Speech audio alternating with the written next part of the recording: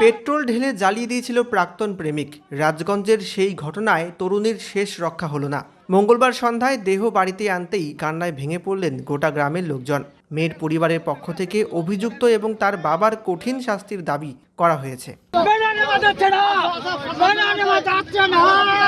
ওর বাবা জড়িত আছে, আমি বুক ভাঙায় বলতে পারবো ওর বাবা জড়িত আছে। অভিযোগ ছিল ঘরে বউ থাকলেও প্রতিবেশী তরুণীকে ব্ল্যাকমেল করে সম্পর্ক করার চেষ্টা করছিল শরীফুল। আর তার জেরেই মর্মান্তিক পরিণতি। রাজগঞ্জের সন্ন্যাসীকাটায় বিহারুহাটে প্রাক্তন প্রেমিকের হাতে পেট্রোল ঢেলে আগুনে দগ্ধ হয়ে অবশেষে মৃত্যুই হলো ওই তরুণীর। মঙ্গলবার সন্ধ্যায় তার দেহ বাড়িতে আসতেই চাঞ্চল্য ছড়ায় এলাকায়। অভিযোগ, বিবাহিত শরীফুল দীর্ঘদিন ধরেই ওই তরুণীকে উত্ত্যক্ত করত, ব্ল্যাকমেল করার চেষ্টা করা হতো। সেই নিয়ে আগে একবার সালিশিও হয়েছিল। আর সেই সালিশিতে হওয়া দফা নিয়েও ঝামেলা। আর এরপরই শরীফুল তরুণীর গায়ে পেট্রোল ঢেলে আগুন ধরিয়ে দেয় বলে অভিযোগ।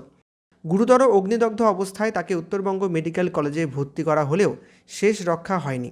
পরিবারের দাবি, গরিব সংসারে মা এবং ভাইয়ের সঙ্গেই থাকতেন তরুণী। বাবা মারা গিয়েছিলেন 3 বছর আগে, মা কার্যত প্রতিবন্ধী। এর মধ্যেই শরীফুলের জবরদস্তি চলছিল। স্থানীয়রা জানিয়েছেন, এর আগেও একই সম্পর্ক নিয়ে মামলা হয়েছিল এবং তখনও শরীফুলকে গ্রেপ্তার করা হয়েছিল।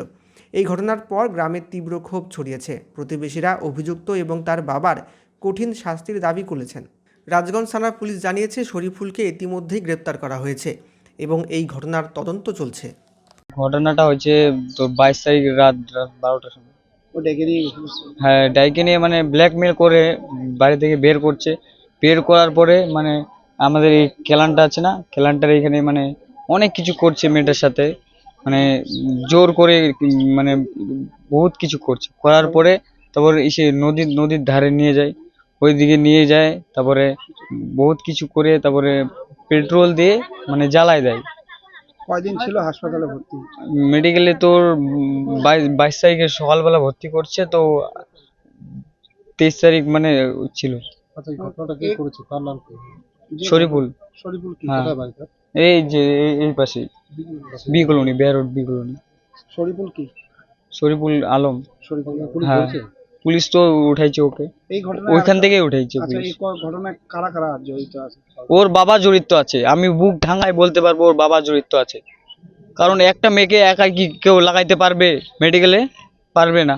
ওর বাবাকে কল করছে বলে ওর বাবাকে বলছে ওর বাবা জড়িত আছে। কি চাচ্ছেন আপনি? আমি চাচ্ছি যে ওর বাবারও ফাঁসি হোক, মানে ওর ছেলেটারও ফাঁসি হোক, এটা চাচ্ছি।